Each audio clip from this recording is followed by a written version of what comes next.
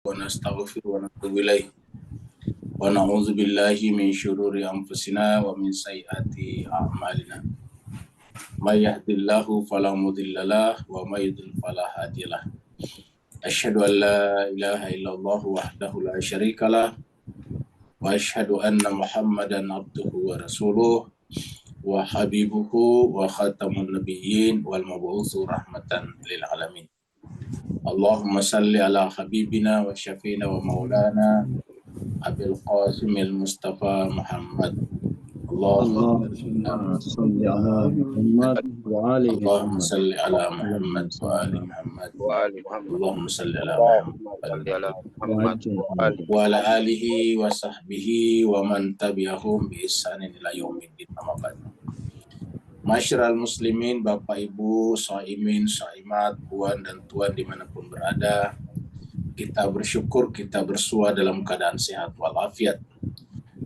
Kita selalu memanjatkan pujian kita kepada Allah Rabbul Alamin, karena hanya Dialah satu-satunya menjadi tonggak seluruh kehidupan kita. Pada petang hari ini kita mulai surat baru, yaitu surat Al-Maidah, surat yang ke-5.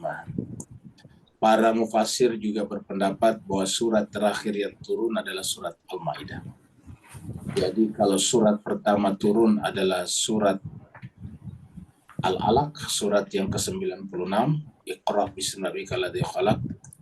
Maka surat yang terakhir turun adalah surat Al-Maidah. Kalau surat pertama turun adalah perintah membaca, belajar, maka surat terakhir turun ini, surat Al-Maidah, adalah perintah untuk memenuhi akad perjanjian. Jadi kalau di surat Al-Alaq, ayat pertamanya adalah kata kerja perintah, Iqra bismi rabbikal ladzi khalaq. Maka di surat Al-Maidah ini, walaupun bukan ayat pertamanya kata kerja perintah penuhilah akad, tetapi sama juga dengan permulaannya. Kenapa? Karena hanya didahului dengan kata-kata ya ayyuhalladzina amanu. Apa sebabnya? Karena surat ini surat terakhir, otomatis sebab masyarakat Madinah pada saat itu sudah mayoritas beriman. Maka ayat ini secara spesifik, secara khusus turun kepada mereka. Maka dipanggillah ya ayyuhalladzina amanu aufu bil uqud. Jadi aufu bil uqud itu kata kerja perintah juga. Jadi yang pertama adalah perintah untuk membaca, belajar, dan ini adalah perintah untuk memenuhi akad. Baiklah, kita masuk ke screen dan kita masing-masing buka kitab suci dan mushaf kita surat 5 ya. Jadi Al-Maidah itu surat urutannya nomor 5. Jadi nomor 1 Al-Fatihah, nomor 2 Al-Baqarah, nomor 3 Ali Imran, nomor 4 yang kemarin kita baca An-Nisa, dan sekarang nomor 5 adalah Al-Maidah. Karena bersama kita kelihatannya ada Ustadz kita, Ustadz Wahidin Wahid, kita minta kepada beliau dengan segala hormat untuk memandu kita, membacakan kepada kita kitab suci Al-Quran, ayat-ayat Allah SWT, dan membaca kitab ini pada bulan Ramadan ini adalah menjadi memberikan dampak yang besar baik pada jiwa kita, juga pada akhirat kita, karena kita tahu bulan Ramadan adalah bulan di mana semua amal-amal ibadah dilipat gandakan, terutama lagi tentunya adalah membaca Al-Quran, bertadabburinya, karena di bulan Ramadan inilah turunnya Al-Quran. Baiklah, kita persilakan kepada Ustaz Wahidin Wahid. Fadhil Ustaz.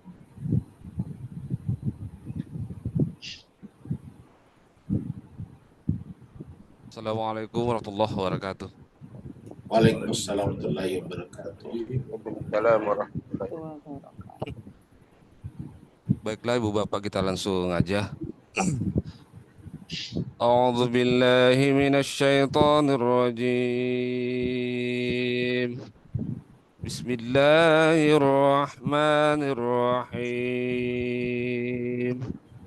أعوذ بالله من الشيطان الرجيم بسم الله الرحمن الرحيم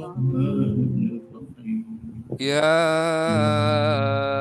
أيها الذين آمنوا أوفوا بالعقود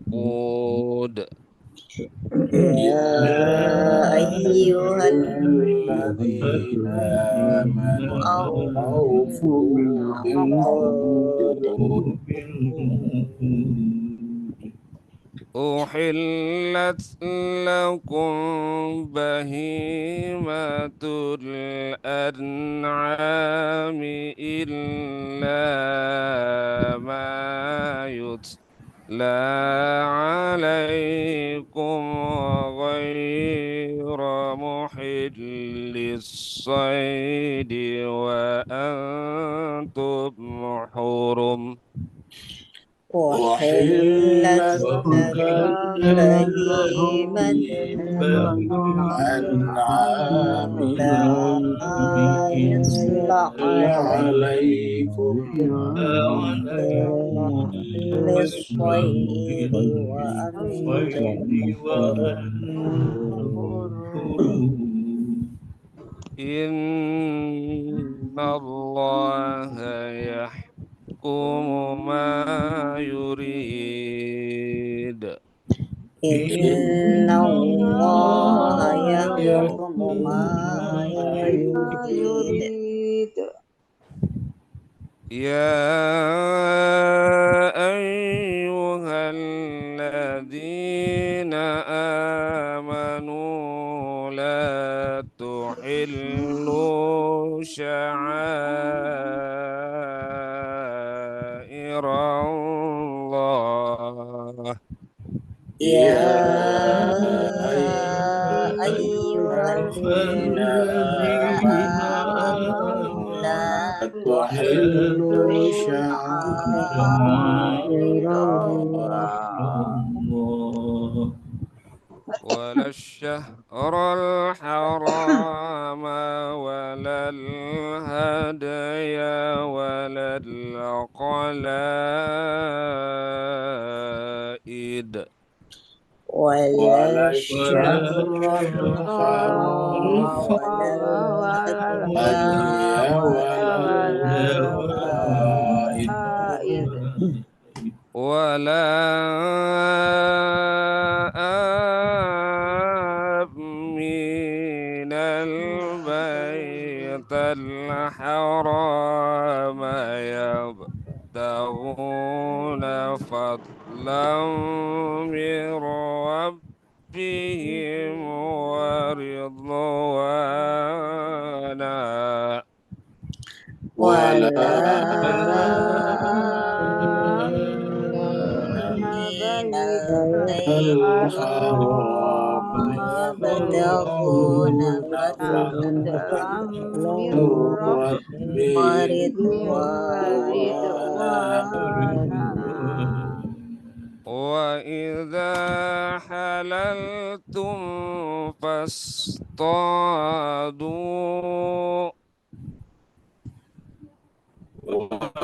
وإذا حللتم فاصطادوا ولا يجرمنكم شنآن قوم أن صدوكم عن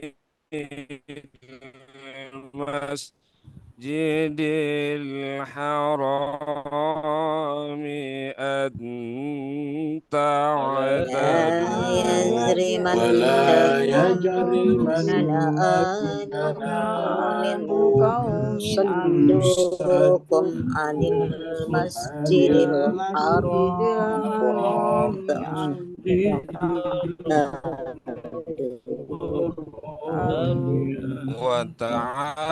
وتعاونوا على البر والتقوى ولا تعاونوا على الإثم والعدوان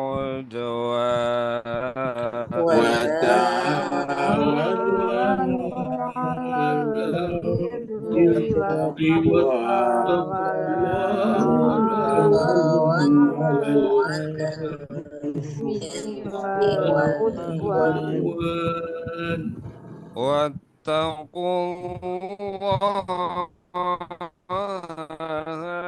إن الله شديد العقاب واتقوا الله إن الله شديد العقاب حرمت عليكم الميتة والدم وما أهل لغير الله به حرمت عليكم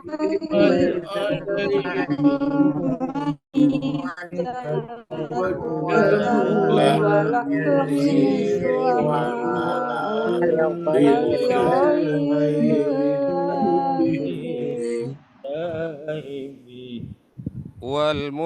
والمنخنقة والموقوذة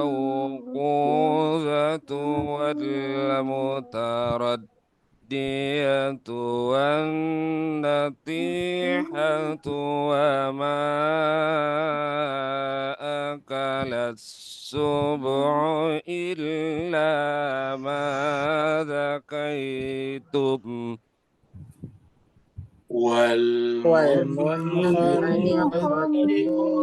والموقوذة والمتردية والنطيحة وما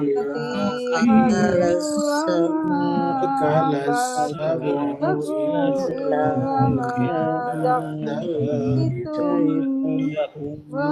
وما ذبح على النصب وأن تستقسموا بالأزلام وما ذبح على النصب وأن تستقسموا بالأزلام ذلك فسق اليوم يئس الذين كفروا من دينكم فلا تخشوهم واخشون ذلكم فسق يوم يئس الذين كفروا من دينكم لا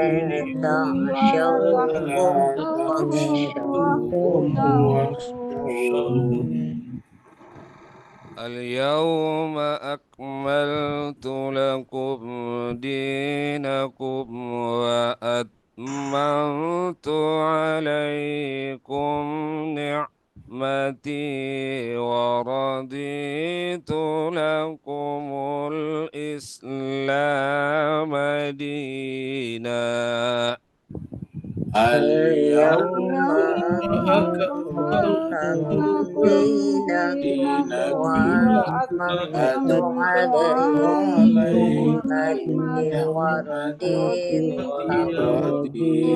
لكم الإسلام دينا فمن اضطر في مخمصة غير متجانف لإثم فإن الله غفور رحيم فمن اضطر في مخمصة غير متجانف لإثم فإن الله غفور رحيم يسألونك ماذا أحل لهم يسألونك ماذا أحل قل أحل لكم الطيبات وما علمتم من الجوارح مكلبين Waalaikumsalam. Gini sih ya. Sehat.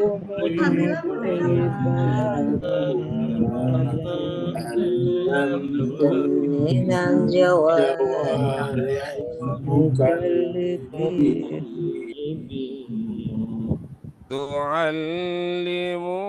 تعلمونهن مما علمكم الله فكلوا مما أمسكنا عليكم واذكروا اسم الله عليه تعلمونهن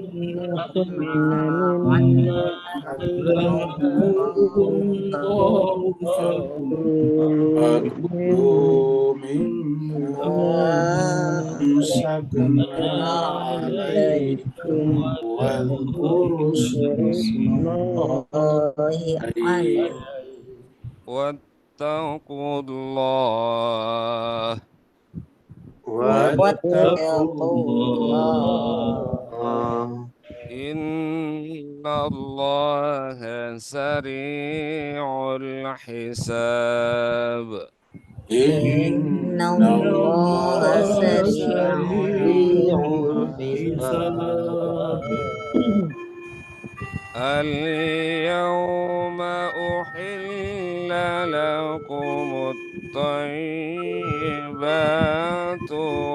وطعام الذين أوتوا الكتاب حل لكم اليوم أحل لكم الطيبات الذين أوتوا الكتاب لكم وطعامكم حل لهم والمحصنات من المؤمنات والمحصنات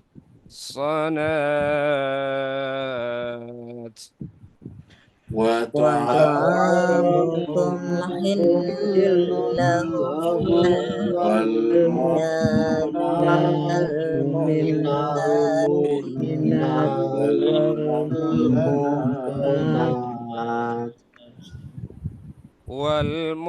والمحصنات من الذين أوتوا الكتاب من قبلكم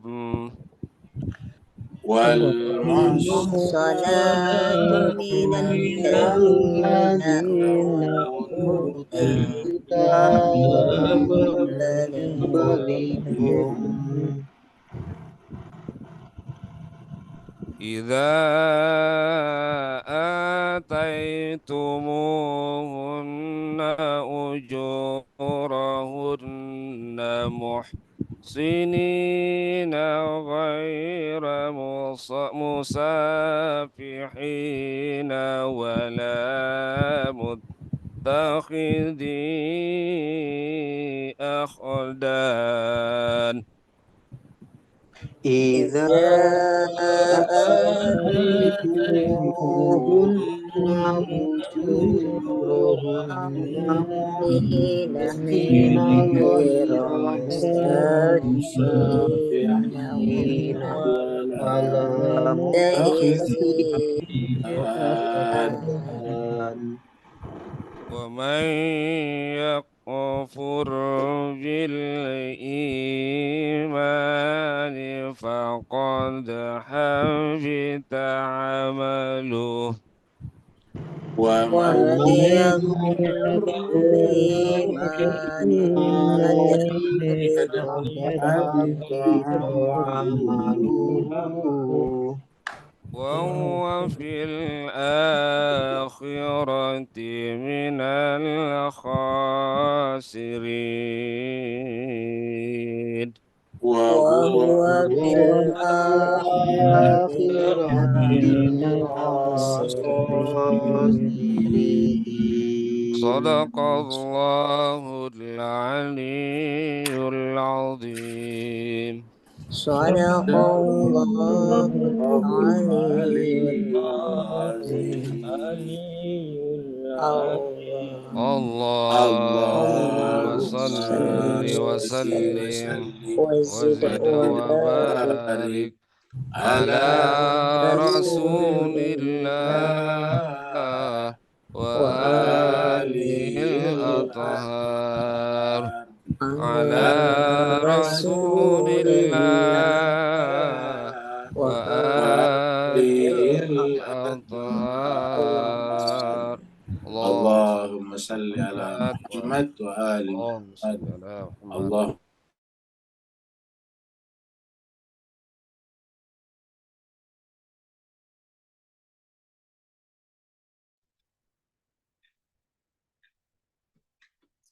Bapak Ibu jemaah sekalian, kita semuanya mengucapkan terima kasih, syukran katsira, jazakumullah khairal jaza kepada Ustazina Ustaz Wahidin Wahid yang telah memandu kita, membacakan kepada kita kitab suci Al-Quran, surat Al-Maidah ayat 1-5.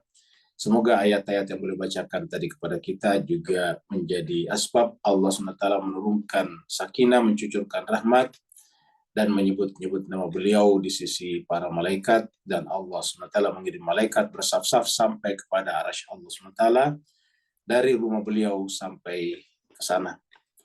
Begitu juga Bapak Ibu yang baca Al-Quran tadi, semoga dengan bacaannya tadi Allah memberkahi Bapak Ibu semuanya. Allah senantiasa memelihara Bapak Ibu, melapangkan rezekinya dan melepaskan dari berbagai macam kesulitan hidup. Kita sekarang masuk pada surat baru, yaitu surat Al-Maidah. Al-Maidah ini walaupun artinya hidangan, tetapi berbicara banyak tentang Nabi Isa alaihissalatu wassalam. Jadi ilustrasi yang kita gunakan adalah Nabi Isa alaihissalatu wassalam. Surat Al-Maidah seperti kita tahu adalah surat yang kelima. Surat yang kelima. Al-Maidah artinya hidangan. Turunnya surat ini di Madinah, maka disebutlah surat Madaniyah, sama dengan surat. Jadi kita 4-5 surat ini semuanya Madaniyah. Kalau Al-Fatihah, sebagian ulama mengatakan turun 2 kali, pernah di Mekah, pernah di Madinah. Sehingga dia biasa disebut dengan surat Makkiyah, kadang juga disebut dengan Madaniyah. Kalau Al-Baqarah adalah Madaniyah, Al-Imran adalah Madaniyah, An-Nisa adalah Madaniyah, dan sekarang Al-Maidah juga adalah Madaniyah. Jumlah ayatnya 120 ayat, 125 ayat dibagi 5, jadi sekian kali kita berjumpa. Dan surat Al-Maidah ini termasuk awal surat ayat-ayat awal termasuk panjang-panjang, sehingga tidak tertutup kemungkinan ada 1 kali kumpulan ayat 1-5 ayat atau 5 ayat kita bahas sampai 2 kali pertemuan karena cukup panjangnya. Sementara di Ramadan kita ini tidak bisa kita terlalu lama karena kita semuanya berpuasa. Kalau pagi-pagi ada di antara kita yang bekerja. Kalau sore-sore seperti ini, waktu berpuasa kita berbeda-beda. Saudara-saudara kita di timur sekarang boleh jadi sudah berbuka puasa. Di tengah, Indonesia bagian tengah sudah mulai bersiap-siap untuk berbuka puasa. Jadi kita mulai dari ayat 1. Ya. Ini adalah ilustrasinya tentang akad, karena ayat pertamanya tentang perintah akad. Ya. Allah SWT berfirman, A'udzubillahi minasyaitonirrajim, Bismillahirrahmanirrahim. Ya ayyuhalladzina amanu, wahai orang-orang beriman. Jadi yang dipanggil adalah orang beriman. Jadi yang dipanggil di sini adalah orang beriman. Sama kalau kita berpuasa juga, ya ayyuhalladzina amanu. Nah ini adalah ayat pertamanya setelah ini, setelah panggilan ini adalah aufu. Ini kata kerja perintah. Ya. Ini adalah fi'il amr untuk jamak yang diperintah banyak. Aufu. Makanya kita katakan tadi surat pertama turun surat Al-Alaq, perintahnya adalah membaca Iqra. Kemudian surat terakhir turun adalah surat Al-Maidah, perintahnya adalah penuhilah janji. Nah, ini kan menarik sebetulnya Pak Gus kalian. Turut ya. Surat pertama adalah surat Al-Alaq, perintah membaca, belajar. Iqra bismi rabbikal ladzi khalaq dan seterusnya. Kemudian terakhir memenuhi akad. Apa yang bisa kita tangkap di sini? Yaitu bahwa orang-orang Islam itu pembelajar luar biasa. Karena ayat pertamanya Iqra. Dan Al-Quran ini berlaku sepanjang masa. Dan artinya perintah ini berlaku pada setiap umat Islam. Kita ulangi kembali, perintah membaca, belajar itu berlaku pada seluruh umat Islam. Tanpa kecuali. Bahkan Nabi mengatakan minal mahdi ilal lahdi. Yang kecil, yang balita diajar oleh ibunya, orang tuanya. Jadi minal mahdi ilal lahdi. Belajar itu dari buayan sampai liang lahat. Jadi kalau ada orang Islam yang mohon maaf malas belajar, sebetulnya tidak mengimani kitab sucinya. Kalau kita mengimani kitab suci, apalagi rajin ojot, Bapak Ibu tahu ojot. One juice one day. Kan ada di antara kita ngejar one juice one day, tapi tidak belajar membaca buku yang lain. Nah, ini keliru Pak Us sekalian. Ya, kita harus mempelajari yang lain. Kenapa kita mempelajari yang lain? Karena yang lain itu berkaitan dengan bahasa komunikasi namanya. Misalnya matematika, bahasa komunikasi dan ilmu hitung, komputer dan sebagainya. Fisika, bahasa komunikasi dalam sains. Berkaitan dengan misalnya alam semesta, gayanya, kemudian atom-atomnya, itu kan pakai bahasa fisika. Nah, jadi ini perlu kita pelajari. Al-Quran itu semacam cahaya. Sedangkan yang di bawah ini adalah objek-objek yang terkena cahaya. Kita menyalakan cahaya karena kita butuhkan untuk melihat objek. Kan kita menyalakan cahaya karena butuh objek. Jadi ada 3 unsur dalam kehidupan kita ini. Ada cahaya, ada mata, dan ada objek. Kalau tidak ada objek yang kita ingin lihat, kan tidak perlu cahaya, tidak perlu mata juga. Jadi 3 ini tidak bisa dipisahkan. Objek, mata, dan cahaya. Nah, Al-Quran ini bagaikan cahaya. Al-Quran kita itu bagaikan mata, jadi tidak bisa diganti. Tidak bisa mengatakan kalau kita baca Quran tidak perlu pakai akal. Ini 2 hal yang berbeda. Fungsinya berbeda. Jadi Al-Quran itu adalah seperti cahaya. Sedangkan mata kita adalah pikiran kita. Jadi kan kalau ada cahaya ada mata. Akal kita. Jadi tidak bisa kita katakan tidak perlu pakai mata, cukup cahaya saja. Lah nggak bisa. Kita tidak perlu pakai akal, cukup pakai cahaya saja, Al-Quran saja. Tidak bisa. Karena Al-Quran itu adalah bagaikan cahaya, kemudian akal kita bagaikan mata, lalu objek-objek di luar. Nah, objek-objek inilah yang kita ingin bicarakan. Objek-objek ini yang bermanfaat bagi kehidupan kita. Supaya kebutuhan makan terpenuhi, kita harus mempelajari ilmu tentang tumbuh-tumbuhan, ilmu padi misalnya.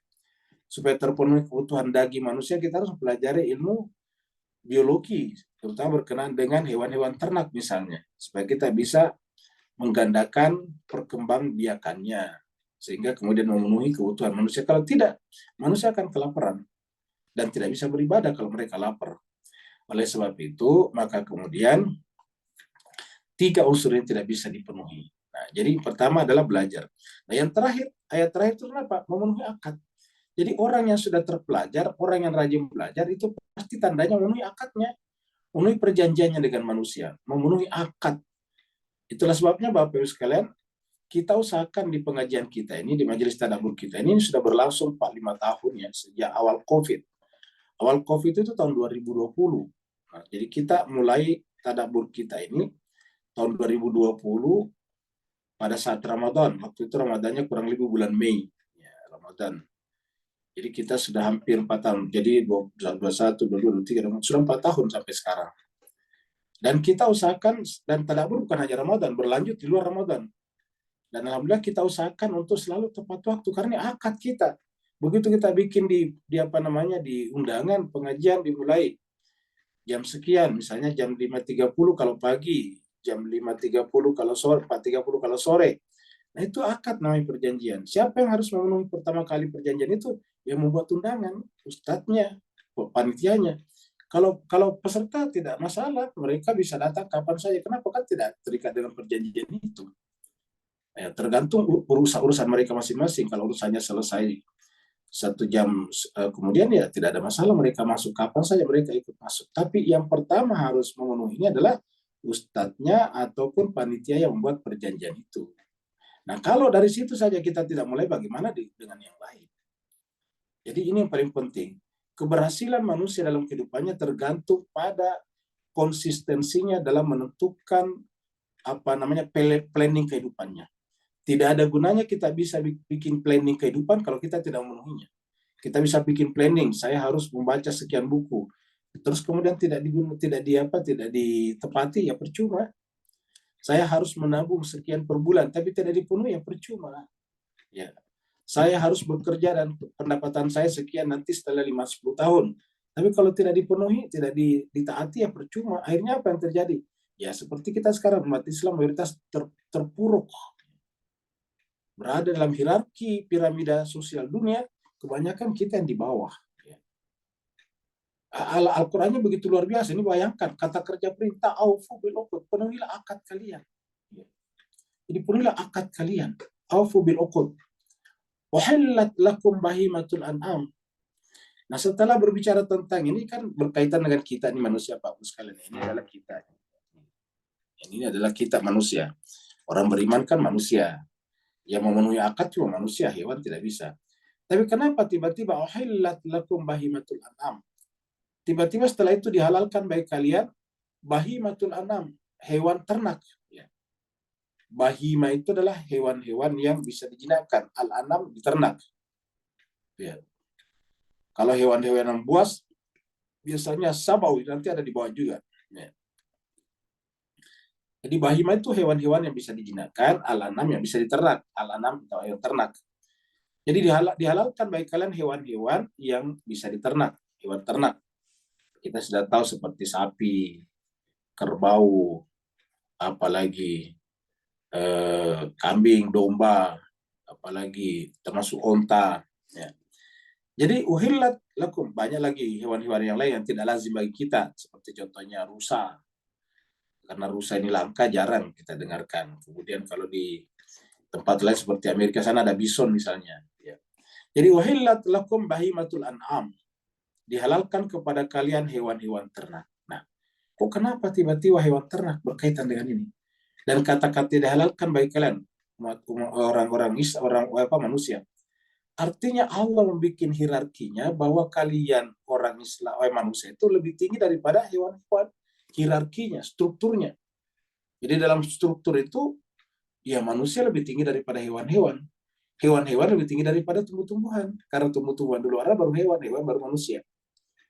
Jadi hierarkinya seperti itu. Nah, tetapi apa yang membuat manusia lebih mulia, lebih tinggi hierarkinya daripada hewan? Mari kita renungkan.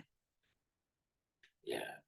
Yang membuat hewan lebih tinggi hierarkinya daripada tumbuh-tumbuhan adalah karena hewan itu bisa bergerak, bisa mobile, bisa berpindah-pindah, bisa berpindah-pindah tempat. Itu adalah hewan-hewan. Kalau tumbuh-tumbuhan kan tidak bisa berpindah-pindah, tidak bisa jalan-jalan. Nah, jadi itu adalah hierarkinya. Jadi kalau ada hewan tidak bisa jalan-jalan, ya dia setara dengan tumbuh-tumbuhan. Lalu apa yang membuat manusia lebih tinggi hierarkinya daripada hewan? Saya kira Bapak Ibu sekalian menjawab pasti sama, yaitu akal pikiran. Jadi akal pikiran kita yang membuat kita lebih tinggi. Ya. Nah, apa tadi kerjanya akal pikiran? Belajar. Ya. Apa kerjanya pikiran? Memenuhi akad. Karena membuat perjanjian itu akal pikiran kita. Akal yang menganalisa kapan cocoknya kita pertemuan, kapan cocoknya kita bisa bikin akad kredit kah, akad pernikahan kah, akad macam-macam. Itu semuanya ditentukan oleh akal pikiran manusia. Nah, Allah mengatakan apabila kalian sudah tidak memenuhi akad, berarti kalian sendiri sudah tidak menghormati dan tidak memuliakan akal pikiran kalian. Dan kalau kalian tidak memuliakan dan menghormati akal pikiran kalian, berarti Anda telah merendahkan diri Anda, sama bakal lebih sesat daripada hewan ternak. ulaika kal an'am bal hum adall. Jadi tempatnya dikatakan ulaika kal an'am, seperti hewan ternak, bahkan lebih sesat lagi. Jadi setelah Allah berbicara tentang aufu bil uqud, tiba-tiba uhillat lakum bahimatul an'am, dihalalkan bagi kalian adalah hewan ternak. Kenapa? Allah yang mengatakan kalau kalian tidak memenuhi janji, tidak memenuhi akad, ya sama saja kalian dengan hewan-hewan ternak. Tidak ada bedanya. Bedanya ya bisa bicara, tapi bicaranya tidak ada gunanya kalau tidak bisa ditepati. Kan banyak orang cuma bisa ngomong, omong-omong, tapi tidak bisa menepati janjinya. Ya.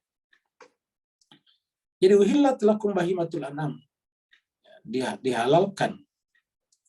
Jadi hierarkinya kita di atas hewan ternak. Illa ma yutla alaikum, kecuali yang ditetapkan bagi kalian. Maksudnya ditetapkan keharamannya. Ya, seperti contohnya hurrimat alaikul maita wad dama wal lahma. Nanti sebutkan juga di surat apa namanya? Di surat Al-Maidah ini.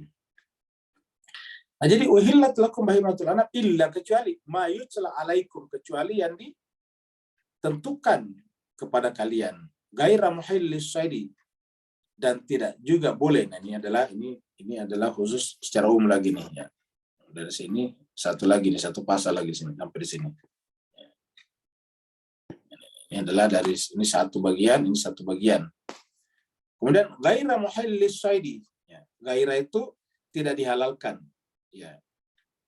Jadi kecuali yang ditentukan, tetapi yang ditentukan pun juga contohnya misalnya kita halal misalnya makan kambing, domba, sapi. Tetapi kalau dalam keadaan hurmun, ya, hurmun itu apa? Berihram. Kalau dalam keadaan hurmun ini berihram, ya tidak boleh juga. Tidak boleh kita berburu, tidak boleh membunuh pada saat kita dalam keadaan ihram. Jangankan menyembelih kambing, bahkan kemudian mencabut rambut pun tidak boleh, apalagi hewan buruan. Jadi ghaira muhillis saidi wa antum hurumun. Tidak boleh, tidak dihalalkan berburu pada saat kalian sedang ihram. Jadi kapan ihram? Ihram itu mulai pada saat kita di miqat.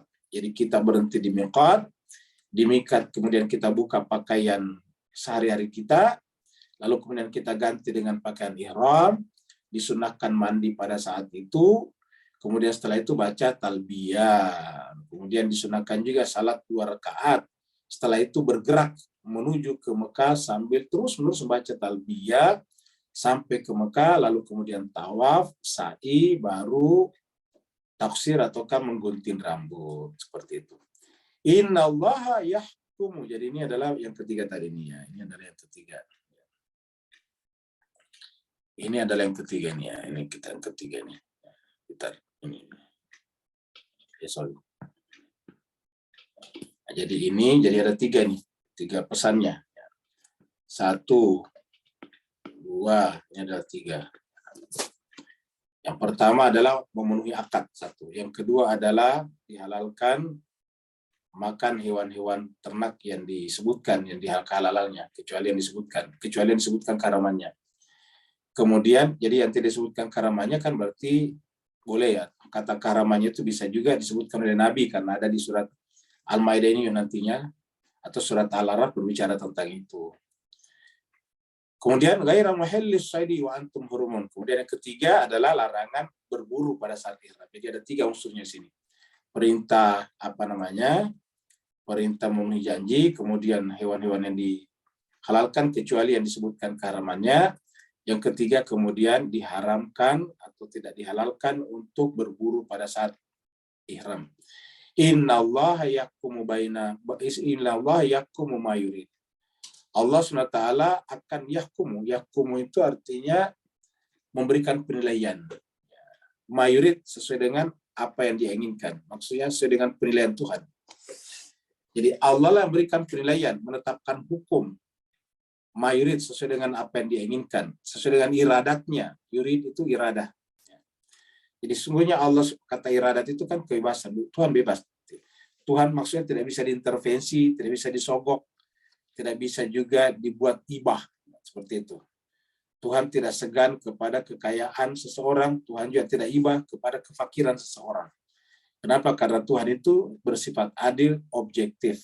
Jadi sungguhnya Allah akan menetapkan hukum ataukah memberikan penilaian kepada kalian mayurid sesuai dengan iradatnya, dan iradatnya itu adalah bersifat objektif, rasional, ya.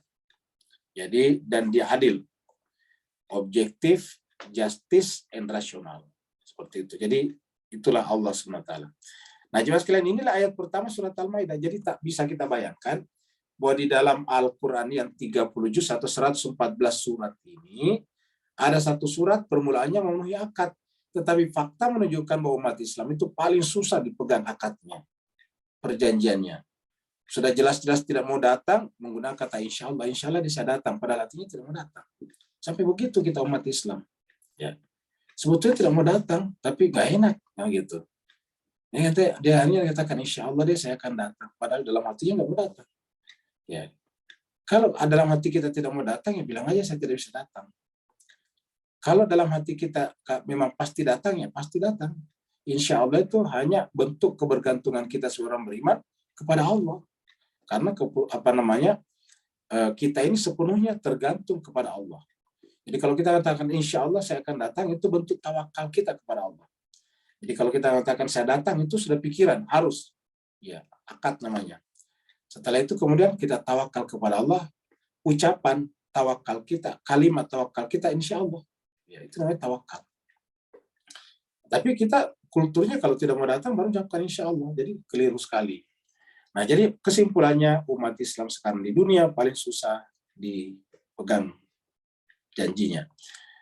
Kalau kita mendengarkan informasi dari beberapa negara yang bekerja datang ke negara-negara Muslim, sering sekali dia menjelaskan bahwa kesulitan di negara Muslim itu susah memenuhi janji. Dia pergi sholat, ya oke, tetapi terkadang setelah sholat dia tinggal lagi cerita-cerita. Ya, habis sholat, baring-baring dulu di masjid. Padahal kan harus jam 1 sudah harus masuk. Akhirnya masuknya jam setengah 2, sudah korup kan setengah jam. Ya datang ke kantor pagi-pagi, akadnya masuk kantor jam 8 misalnya. Sampai di kantor jam 8 kurang 15 menit. Tidak langsung masuk men-setting kantornya, mejanya, tetapi pergi ke musala dulu, salat duha 8 rakaat. Ya. Doanya panjang sekali, minta rezeki yang jauh didekatkan. Begitulah seterusnya. Akhirnya kemudian melakukan yang sunat, meninggalkan yang wajib. Tapi ini problem umat Islam. Ya. Jadi Al-Quran mengatakan bahwa harusnya kita memenuhi akad ini. Pertama adalah surat Al-Alaq, perintah belajar membaca, dan terakhir adalah perintah memenuhi akad. Luar biasa. Ya, dan di dalamnya setelah itu bicara ke hewan ternak. Ini menjadi menarik Bapak Ibu sekalian. Inilah pentingnya namanya tadabbur. Kita tidak membaca begitu saja. Buat apa kita ngejar ojot, one juice one day, kan begitu. Tetapi hasilnya nihil, tidak ada. Ya, kecuali kebanggaan saya sudah tamat Al-Quran. Ya, dia sebetulnya ria, tetapi mengatakan alhamdulillah saya pengen dipuji. Alhamdulillah saya sudah bisa membaca 1 juz 1 hari. Nah kayak gitu-gitu. Ya, terus untuk apa 1 juz 1 hari? Kalau memenuhi janji saja susah. Ya. Jangan memenuhi janji kepada manusia, memenuhi janji kepada Allah tidak bisa saja. Salat di awal waktu misalnya, kan susah. Ya, apalagi kepada manusia. Nah ini kita sampaikan Mas sekalian, ini kita membicarakan umat Islam, kita lah yang kita bicarakan. Jangan sampai orang lain yang membicarakan kita di belakang kita. Kita lah yang membicarakan diri kita. Ya. Rajinlah nonton berita-berita. Problem-problem yang terjadi di beberapa negara Islam itu adalah rata-rata proyek susah selalu tepat waktu. Kenapa? Karena pekerjaannya gitu, terlalu banyak santainya. Ya. Padahal yang namanya pekerjaan itu adalah amal saleh. Harus kita anggap itu amal saleh. Itu termasuk jihad fisabilillah. Jadi innallaha yahkumu ma yurid. Sungguhnya Allah SWT menegakkan hukum sesuai dengan yang dia inginkan. Ini adalah ayat 2 ya. Tadi ada tanda orang yang berihram. Gambar tadi itu namanya gambar orang berihram. Ayat 2. Ya ayyuhalladzina amanu, wahai orang-orang beriman. Jadi 2 kali. Jadi ayat 1 tadi sama ini ya ayyuhalladzina amanu ya. Sini lagi ya ayyuhalladzina amanu ya. La tuhillu sya'airallah. La tuhillu sya'airallah. Tidak boleh melanggar, tidak dihalalkan melanggar maksudnya syiar-syiar Allah, sya'airallah. Ya. Wala syahral haram. Apa itu syiar-syiar Allah? Syiar Allah. Jadi karena sekarang ini kecil ya, kita pakai Quran yang ini biar Bapak bisa lebih mantap. daripada takutnya ada di antara bapak-bapak yang harus pakai kacamata pembesar.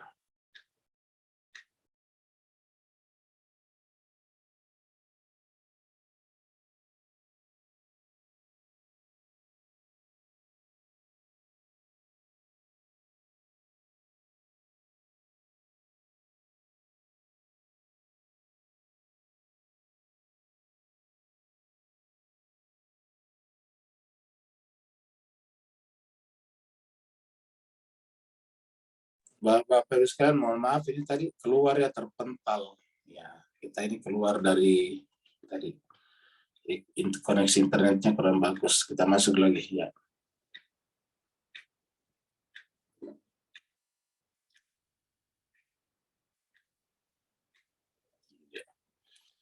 Jadi kita lihat surat Al-Maidah tadi ya, surat Al-Maidah ayat 1, ayat 2 tadi ya, supaya lebih besar. Nah ini kan besar ini Bu ya, ini. Daripada tadi, kalau ini nggak perlu pakai kaca pembesar. Ini kalau Bapak menganggap masih kecil bisa digedein ini, kita bisa gedein lagi. Bisa digedein lagi. Ya. Nah, ini dia. Yang 2 ya. Jadi ya ayyuhalladzina aman, wahai orang-orang beriman. La tuhillu, tidak dihalalkan. Maksudnya tidak boleh melanggar. Tidak dihalalkan melanggar. Ya.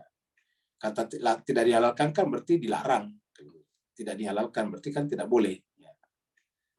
Ini secara bahasa tidak dihalalkan. Tuhil itu dihalalkan. La tidak gitu. Tidak dihalalkan apa? Syair Allah.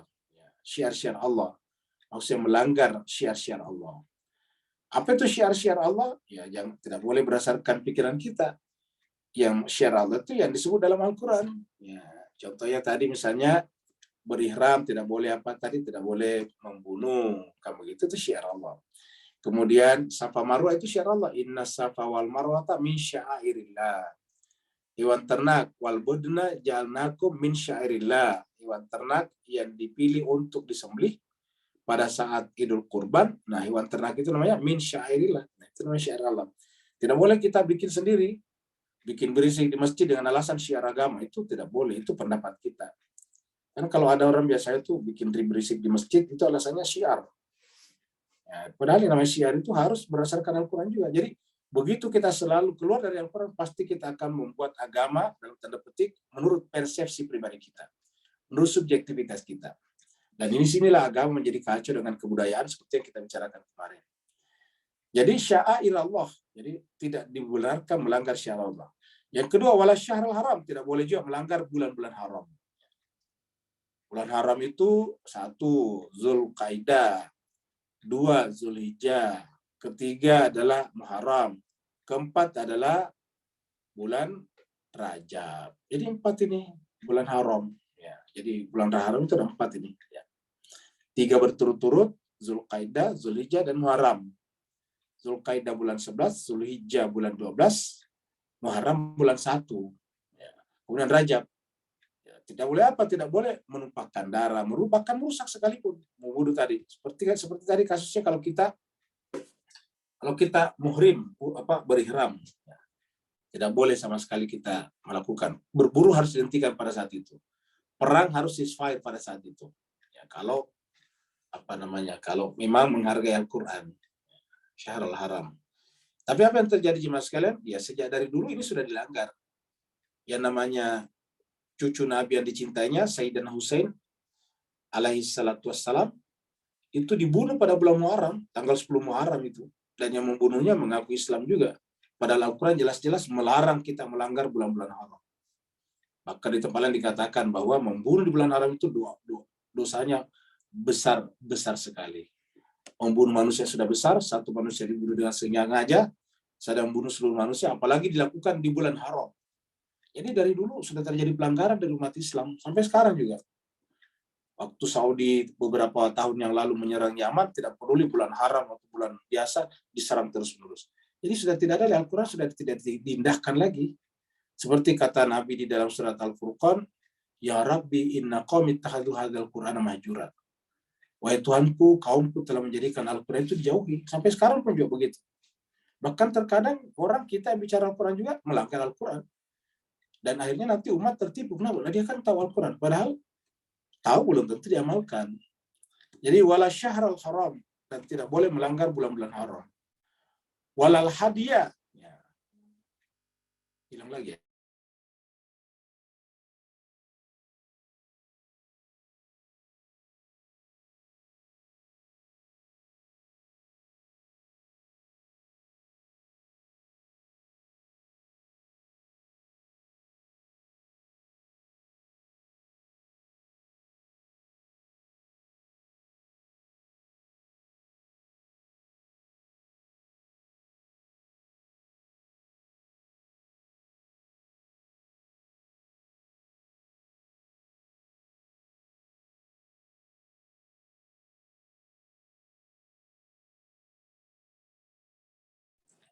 Ini harus diganti internetnya kayaknya nih ya. Jadi bos sekalian kita ganti internetnya dulu ya.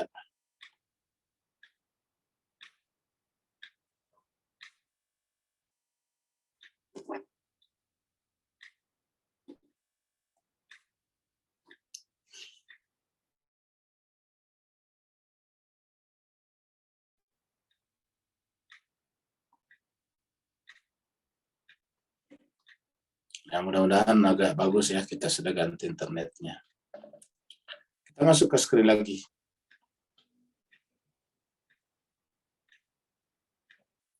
Nah, jadi jemaah sekalian, ini tadi kita sudah sampai di sini. Jadi diharamkan juga al-hadyu. Hadyu itu adalah hewan kurban. Walal qalaid. Qalaid itu adalah hewan yang biasa dikasih kalung untuk kurban. Contohnya gini. Kalau al-hadyu memang sudah siap berkurban. Kalau al-qalaid itu masih lama tetapi sudah ditandai. Misalnya masih jauh dari bulan Zulqaidah, Zulhijjah. Kan banyak sekarang tuh menabung hewan kurban namanya. Harusnya itu kalau kita sudah membeli hewan kurban, walaupun masih jauh, itu dikasih tanda, dikalungi. Ini nanti buat kurban, gitu. Sehingga hewan itu diperlakukan dengan sebaik-baiknya, lebih baik daripada yang lain. Kenapa? Karena syiar Allah sebetulnya. Jadi hewan saja, kalau diperuntukkan untuk ibadah, itu kemuliaannya luar biasa. Sampai disebut dengan syiar Allah. Nah, maka dengan demikian, itu juga yang terjadi pada benda-benda di sekitar kita kalau dipakai sholat. Kitab suci kita, tadinya kertas biasa saja, sejadah kita sama dengan karpet biasa saja, tapi begitu dipakai sholat, dia menjadi syiar sebetulnya. Jadi, walal qalaida, wala aminal baitul haram. Tidak boleh juga mengganggu keamanan di Baitul Haram. Jadi terkadang disebut dengan Baitullah, terkadang juga Masjidil Haram, terkadang disambung menjadi Al-Bait Al-Haram, rumah yang dimuliakan. Ya betaguna fadlan min rabbihim. Hanya semuanya dilakukan itu tanpa pamrih, tanpa hitung-hitungan ekonomi, tanpa pendekatan kuantitatif, ya, tanpa kalkulator. Semuanya dilakukan ia betaguna fadlan min rabbihim, mencari karunia dari Tuhan mereka. Jadi ia betaguna fadlan min rabbihim, semata-mata karena mencari karunia dari Tuhan mereka. Waridwanan dari ridhonya. Jadi ya betaguna fadlan min rabbihim waridwana. Wa idza halaltum, tetapi kalau kalian sudah tahallul, halaltum itu sudah bertahallul. Halaltum itu sudah bertahallul, sudah selesai ibadah hajinya atau umrahnya kalau umrah. Fastadu, maka bolehlah berburu. Jadi boleh berburu. Jadi wa idza halaltum fastadu. Dulu di sana masih ada perburuan, sekarang tidak ada, kan ada juga tuh kambing-kambing gurun misalnya. Kalau setahu saya sekarang sudah habis ya. Wala yajrimannakum syana'anu qaumin. Nah, jadi yang di atas tadi ini berbicara tentang larangan-larangan syiar-syiar pada saat hurum, ihram. Di atas tadi ini ketika kita berihram tadi ini. Ya. Jadi yang di atas tadi ini adalah pada saat kita berihram. Nah, kemudian atau berhaji umroh ya. Nah, sekarang yang di bawah ini mana tadi? Mulai dari sini nih. Mulai dari sini tadi. Ini, mulai dari sini. Nah, ini sudah temanya lagi-lagi. Jadi kalau kita sudah kelihatan semuanya di sini, bisa lihat dari sini. Ini adalah tadi yang di atas sini. Ya. Sampai di sini. Dari sini. Ya. Nah, ke atas ini. Ini satu bagian besar ini. Ya. Nah, ini adalah satu bagian. Ya. lagi kita pakai ini kamera ya. Nah, ini dia. Jadi ini adalah satu bagian ini ayat Bapak Ibu sekalian ya. Ya. Jadi kita sudah tadinya nih tidak boleh melanggar syiar-syiar Allah, bulan haram, hewan kurban, hewan qalaid, tidak boleh juga mengganggu, merusak keamanan Baitul Haram. Semuanya kita lakukan bukan karena takut kepada hewannya, tetapi ia bertabuna fadlam, semata-mata karena mencari karunia dari Allah dan ridhonya. Tapi kalau sudah selesai semuanya prosesnya, prosesi haji dan umrohnya ataukah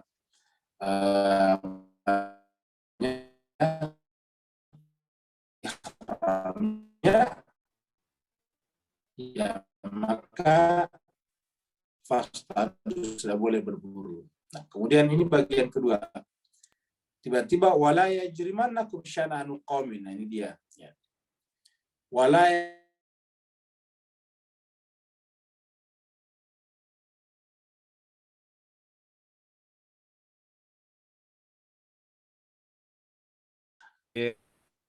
dosa apa? Mulai daripada lisan. Kan terkadang kalau kita tidak menyenangi satu kaum, kita menggunakan lisan, verbal. Ini kita sering mendengarkan di masyarakat kita, menyebut orang lain dengan diplesetkan namanya. Ya. Menyebut orang lain dengan diplesetkan namanya, di mas kalian.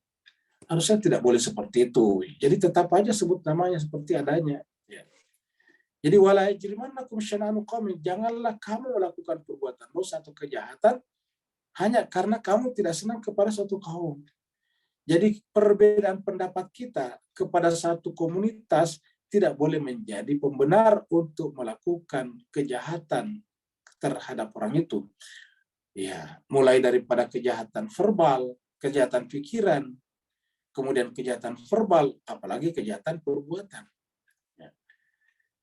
Jadi wala yajrimannakum syarrul qaumin an saddukum anil masjidil haram. Di mana kenapa orang itu memang pantas sebetulnya kita marah. Kenapa? Ansadukum anil masjidil haram, menghalang-halangi kalian dari masjidil haram.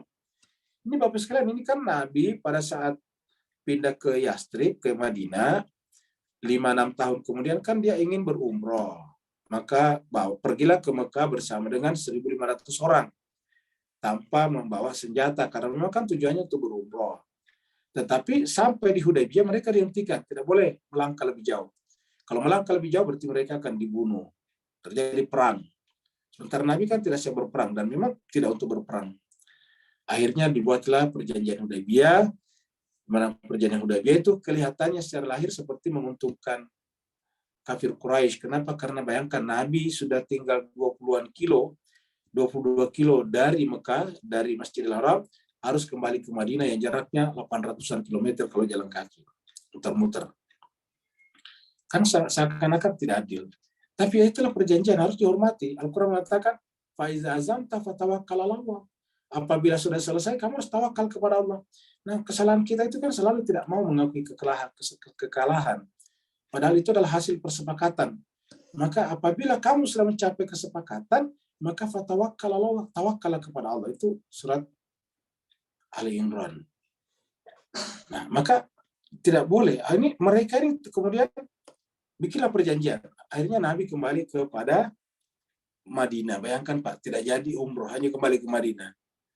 Tapi persyaratannya dalam perjanjian itu tahun depan boleh datang lagi tanpa batas jumlah banyak.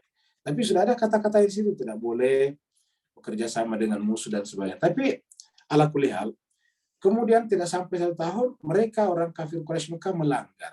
Akhirnya kemudian datanglah Nabi tahun berikutnya lebih banyak lagi, dan kemudian turunlah ayat ini juga bahwa jangan sampai kalian bersikap tidak adil atau bersifat jahat, melakukan perbuatan buruk kepada orang Mekah yang tadinya yang tahun lalu atau tahun sebelumnya menghalang-halangi kamu dari masjid-masjid orang. Kan ini menyakitkan sebetulnya Bapak sekalian.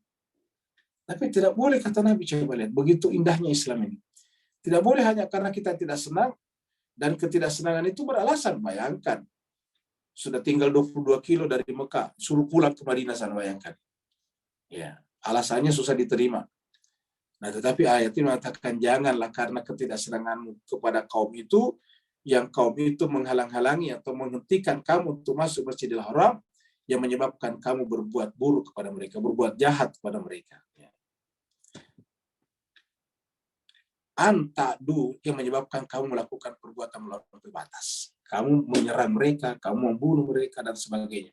Ta'du baik menyerang secara verbal, secara pikiran, ataupun apalagi perbuatan. Nah, jadi ini kita lihat. Nah, jangan sampai ada yang lepas kontrol daripada jemaah Nabi pada saat itu orang Islam. Maka Nabi ayat ini mengatakan kepada kita semuanya pada saat itu, kepada sahabat, yaitu ta'awanu 'alal bir, harus tolong menolong dalam kebaikan. Jadi harus bantu-bantu, harus nasihat-menasihati dalam apa? Dalam hal albir, wat taqwa dan takwa. Jadi ta'awanu 'alal birri wat taqwa. Tolong menolonglah kalian dalam hal kebajikan dan takwa. Wala ta'awanu, dan janganlah tolong menolong 'alal itsmi wal udwan, dalam perbuatan dosa dan permusuhan. Jadi sudah jelas sekali. Kalau permusuhan dan dosa jangan tolong menolong. Kalau toh melakukannya sendiri aja tanpa sepengetahuan orang lain. Jangan sampai mengajak-ngajak orang untuk berbuat dosa, apalagi bermusuh-musuhan. Kata-kata wala ta'awanu 'alal itsmi wal udwan berarti kita tidak boleh menjadi provokator. Tidak boleh menjadi memprovokasi orang, ya. Membuat orang tidak tahu menahu masalah ikut marah, ya. Wattaqullah, dan tetaplah bertakwa kepada Allah. Innallaha syadidul iqab, sungguhnya Allah itu sangat keras siksanya. Jadi Bapak Ibu sekalian lihat ya, ini kan masalah akhlak, masalah moralitas, masalah bagaimana caranya membangun sebuah masyarakat yang tadi dimulai daripada akad. Bapak Ibu sekalian, di negara manapun kita tinggal, di Singapura, di Malaysia, di Indonesia, atau di negara manapun, itu kita terikat dengan akad undang-undang konstitusi negara kita masing-masing, dan kita harus patuhi itu jemaah sekalian. Kita juga harus mematuhi negara orang lain, seperti yang pernah kita sampaikan. Kalau kita masuk ke negara orang, ya kita harus mematuhi peraturan negara itu, karena namanya akad. Begitu kita menyodorkan paspor kita untuk masuk ke Australia namanya, berarti kita telah mengatakan kepada pemerintah setempat atau imigrasi, saya siap menerima akad kehidupan bernegara di negara ini. Tidak boleh melakukan ini, tidak boleh melakukan itu. Jadi itu namanya akad, jemaah sekalian. Jadi kalau kita lihat umat Islam itu yang paling teratur sebetulnya, yang tatanan sosialnya paling indah, ya, tidak gampang diprovokasi di mana-mana, diadu domba, karena gampang sekali kita kehilangan akal sehat. Alasannya inilah akhirnya kita kemudian terjadilah seperti kasus di Suriah, terjadilah seperti di Libya. Bayangkan Libya yang pendapatan per kapitanya 33.000 US dollar per tahun. 33.000 US dollar per tahun, hampir sama dengan Singapura. Indonesia karena cuma kurang lebih sekitar 6.000 US dollar per tahun. Libya pada saat itu 33.000 US dollar per tahun. Sekarang apa yang terjadi? Berantakan, hancur semuanya. Ya. Negara apa itu Libya? Negara mayoritas Islam. Suriah juga negara mayoritas Islam. Inilah jemaah sekalian berbahagia. Jadi Al-Quran mengatakan kepada kita, taatlah. Ya, jangan sampai kalian memprovokasi dan terprovokasi. Jelas sekali ayatnya. Ta'awanu, bantu-membantulah, tolong-menolonglah, bergotong royonglah, alal bir, dalam hal kebajikan, wat taqwa, dan takwa. Wala ta'awanu, dan jangan kalian tolong-menolong, alal itsmi, dalam hal dosa, wal udwan, dan permusuhan. Dan bertakwalah kepada Allah. Berarti takwa kepada Allah itu salah satu tandanya adalah ini, yaitu ta'awanu alal birri wat taqwa, wala ta'awanu alal ismi wal udwan. Karena ditutup dengan wattaqullah, tetaplah bertakwa kepada Allah. Jadi tanda puasa kita diterima apabila kita sudah kembali seperti ini, patuh kepada janji, tidak suka memprovokasi orang untuk melawan sesamanya, memprovokasi rakyat melawan pemerintahnya, karena ini adalah menjadi malapetaka yang sangat berbahaya. Ya. Jadi bertakwalah kepada Allah. Siapa yang puasanya tidak mengantarkan ke sana, nah jangan-jangan seperti kata Al-Quran, mereka seperti kata Nabi, tidak dapat apa-apa dari puasanya kecuali lapar saja. Rubba sha'imin laisa lahu min syamil ju', atau kakam min sha'imin laisa lahu min syami illal ju'i wal atash. Betapa banyak orang yang berpuasa tidak mendapatkan apa-apa dari puasanya kecuali lapar dan haus. Ingat ya mas sekalian, innallaha syadidul iqab. Artinya kalau kita melanggar ini, walaupun kita Islam, ya negaranya kacau, negaranya jadi miskin, papah. Jadi negara pengemis kepada IMF, kepada Bank Dunia, dan sebagainya. Mudah-mudahan bermanfaat jemaah sekalian. Jadi akhirnya karena waktu kita sudah habis, ini hanya sampai ayat 2 ya. Jadi insya Allah pada pertemuan sebentar subuh ya, kita lanjut pada ayat 3. Jadi kita mulai dari pada ayat 3. Ini ayat 3 panjang juga ya. Ya panjang juga. Jadi 3, mudah-mudahan bisa selesai 3 ayat sebentar subuh ini. 3 ya. Karena sebentar subuh kita tidak mengaji lagi karena kita sudah baca ya. Jadi kita bisa langsung. Nah, nanti insya Allah besok sore kalau kita ada berarti baru di sini. Cuma kebetulan juga sekalian besok sore itu kita ada tamu, penceramah tamu. Jadi insya Allah besok penceramah tamu kita adalah Ustadz Akbar Saleh. Beliau ini adalah pimpinan pesantren, pemilik Hauzah Ilmiah, Khatamun Nabiyyin. Beliau termasuk berilmu. Oleh sebab itulah sangat bagus kalau kita ikuti pembahasan-pembahasan beliau besok sore. Terima kasih banyak Bapak Ibu sekalian. Mudah-mudahan ada manfaatnya. Kita akhiri sampai di sini. Yang mau bertanya dipersilakan, masih ada waktu sedikit. Ada.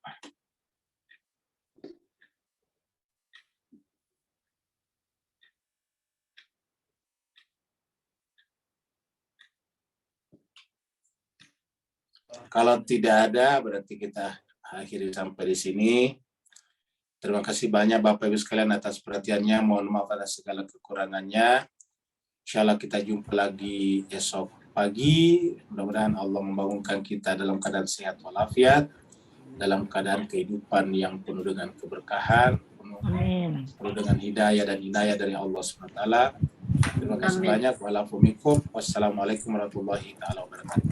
Warahmatullahi wabarakatuh. Terima kasih Pak Ustadz, Bu Ayu. Sama-sama Bu. Terima kasih Ustadz. Terima kasih Ceng Ayu. Terima kasih semuanya.